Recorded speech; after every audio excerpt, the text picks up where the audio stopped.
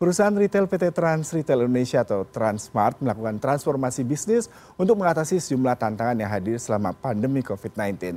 Sejumlah inovasi pun dilakukan untuk tetap mendorong dan menjaga penjualan retail offline. Dan untuk membahasnya sudah bergabung bersama kami pagi hari ini Vice President Corporate Communication PT Trans Retail Indonesia, Satria Hamid. Selamat pagi Pak Satria, saya panggil Mas Satria aja lagi nih. Selamat pagi Mas Yudi, Assalamualaikum. Waalaikumsalam. Pemirsa CNN juga. Ya Mas Satria, ini kan menarik sekali ya kalau tadi ada paket pengantar tentang retail offline ternyata masih sangat disukai karena tadi ada pengalaman untuk mencoba, memilih dan itu merupakan salah satu hal yang positif side daripada retail offline. Lalu bagaimana dengan Transmart sendiri untuk menjawab tantangan terkait dengan era digital? Ya, ini pertanyaan menarik menurut saya. Karena apa?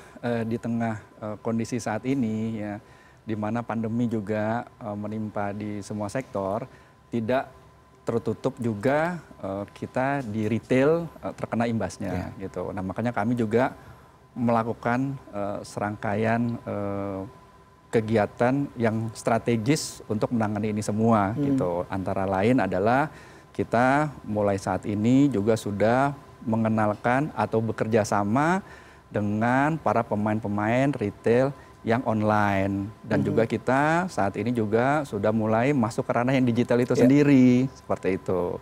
Nah, terkait ya kemarin pemberitaan yang sempat viral gitu toko-toko tutup. Nah, pertanyaannya adalah mengapa tutup? Nah, tutup ini adalah salah satu strategi kita juga untuk apa? Ya, untuk menyehatkan toko dan untuk kita berlari lebih kencang gitu. Karena fenomena toko tutup itu di retail, bahkan di usaha restoran, bahkan hotel pun itu hal yang lumrah dan terjadi gitu. Kalau kita lihat histori sejarahnya ya, Transmart baru tutup di 2022 ya.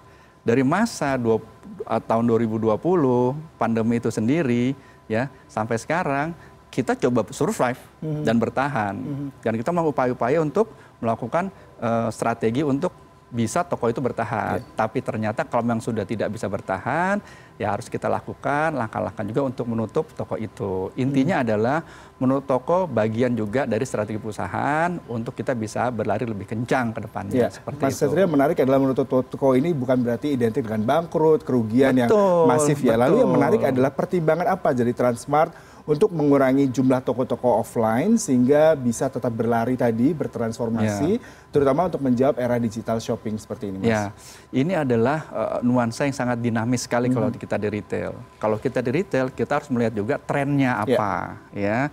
Kemudian apa keinginan konsumennya kita, ya. Kita melakukan gitu serangkaian penetrasi toko, serangkaian strategi juga penjualan kita. Menjamin ketersediaan barang gitu, apalagi sekarang menyambut Ramadan ya, Idul Fitri itu sendiri. Kita sudah bekerja sama dengan para pemasok kita, ya saya juga mengucapkan terima kasih ya. Jadi sama-sama kita ingin memanfaatkan momentum Lebaran ini gitu untuk bisa kita sukses bersama. Dan persiapannya itu sudah sejak 6 bulan lalu tuh.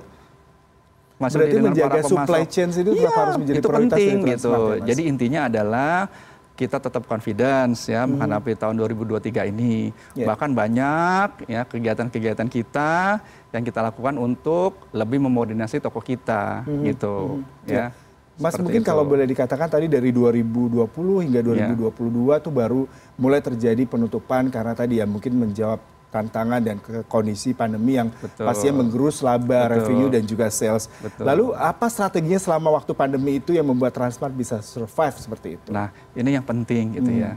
Strategi kita adalah bahwa kita harus mengenal apa keinginan konsumennya kita gitu ya. Kemudian kita lihat hipermarket ini kan tokonya besar ya gitu. Pada saat PPKM diberlakukan gitu di mana ya pasti mobilitas masyarakat juga pasti tidak akan banyak kan di situ. Juga masyarakat juga untuk keluar rumah kan juga pasti terkendala. Nah, kita akhirnya juga meresizing toko. Ya, itu salah strategi kita juga meresizing toko. Kemudian kita lihat struktur dari ketersediaan barang-barang yang ada di kita juga gitu.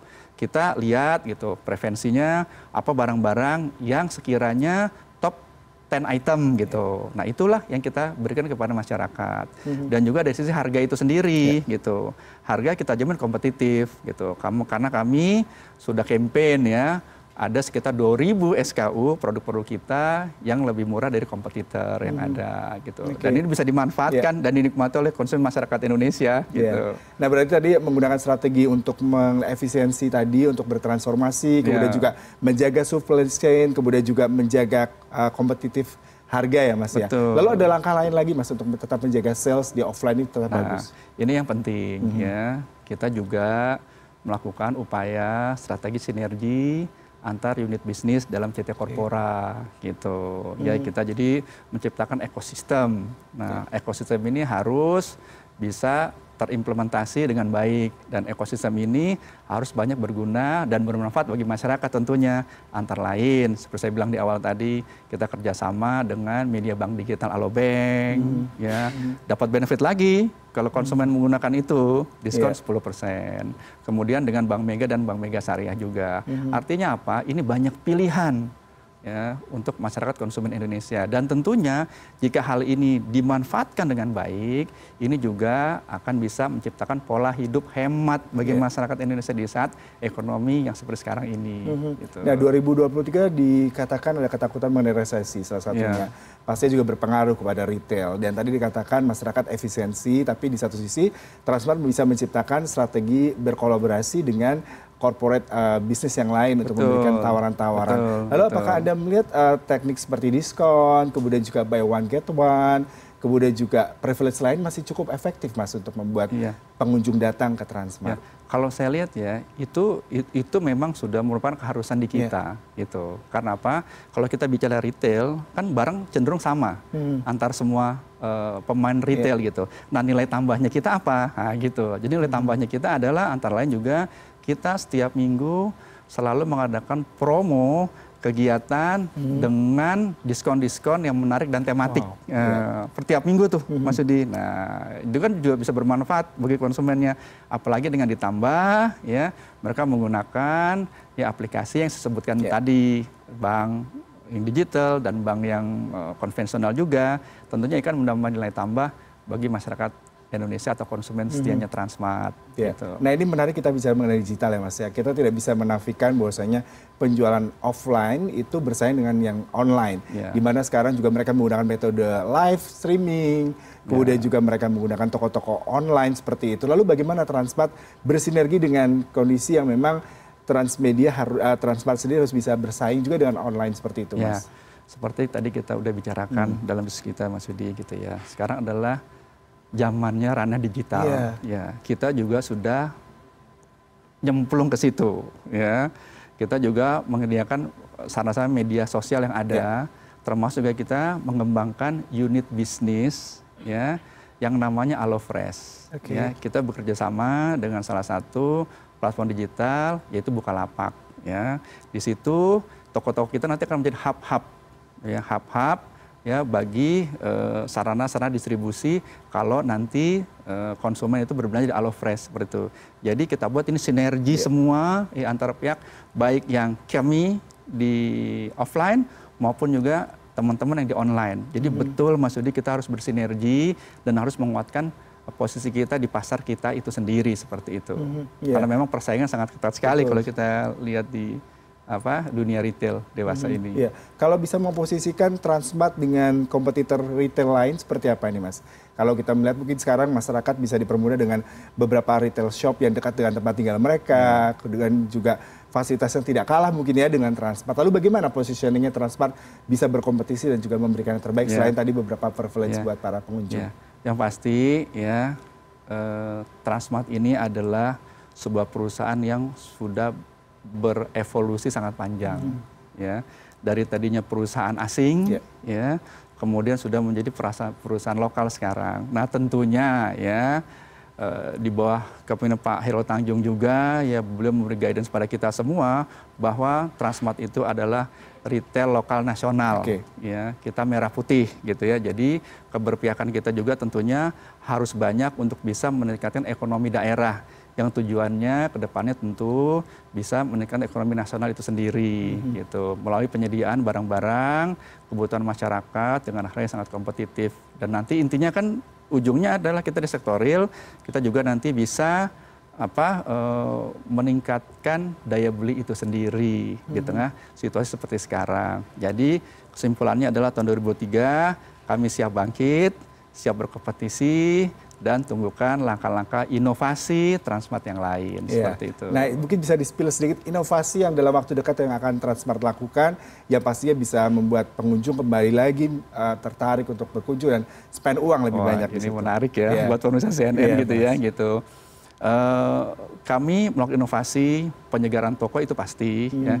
Yang kedua juga kami membuat ya sebuah kegiatan ya atau sebuah terobosan ya, toko-toko kita juga nanti akan ada sebuah corner yang khusus untuk para ibu-ibu ya yang punya bayi-bayi di situ gitu. Kita ada playgroundnya di situ. Jadi kita adalah one stop shopping ya, di mana keluarga Indonesia bisa memanfaatkan toko dan juga bersama keluarga, anak-anak tercinta, belanja kebutuhan bayi, kebutuhan anak-anak komplit ada di kita. Seperti itu. Tadi selain inovasi, selain infrastruktur, kemudian memberikan diskon, bersinergi dengan korporasi di bawah Transmart juga.